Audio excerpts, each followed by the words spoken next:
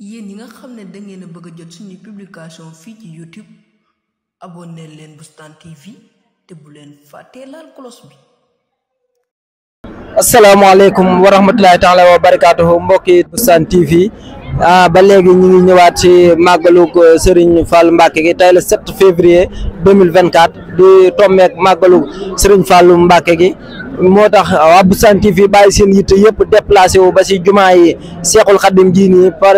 ngir digtal leen maanaam nit ñi nan lan gën mbégte lan am si màggalug Serigne Fallou Mbacké gi ak yëg-yëg bi ñu am si Serigne Fallou Mbacké bañ bàyyi si yitte yëpp ñuy def ñëw fekk si Serigne Fallou Mbacké fii nii si jumaa ji ba léegi dañuy jéem a dugg si mbooloo mi rek daal leen di jéemal amal ay yenn si micro ay territoire comme nañ ko defee woon màggalu ko Seexul Xadim nga amal leen ay micro territoire ak ay interview ak ay reportage ngir bégalee leen ko si màggalu Seexul Xadim ndaxte Boustan TV noonu lay def à chaque fois bépp événement bu am si yoonu Seexul Xadim yi ak waa bépp événement diine bu am dafay jéem a teew jéem leen a digtal lépp lu fa xew waaw kon nag dañuy ñuy topp rek si plateforme yu YouTube TikTok Instagram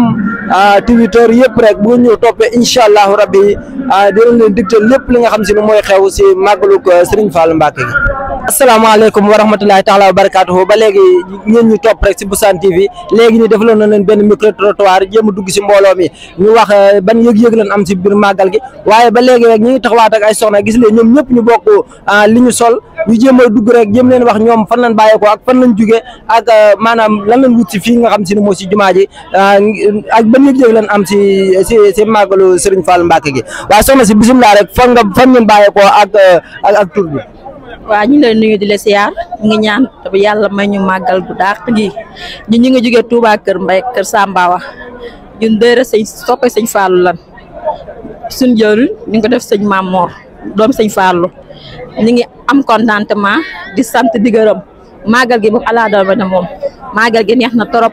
bépp aajo bu fi nit indi yal na ko sëñ Fallou Mbacké fajal ñu ngi ñaan yàlla yokk xéewal gi yokk man gi yokk kàttan gi. waaw gis nga ko soxna si mi ngi noonu nee na ñoom dañoo ñëw fii nii si màggalu Serigne Fallou Mbacké gi waaye ñu ngi am mbégte bu baax a baax si màggal gi ndax xéewal yaa ngi fi lépp ngi fi waaw kon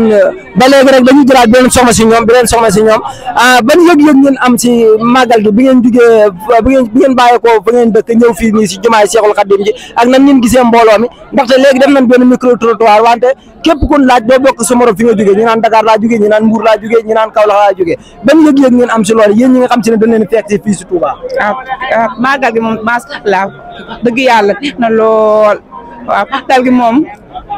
kii macha allah moom wax dëgg yàlla si sëñ kii bi Fallou bi moom macha allah ala daw mi na waaw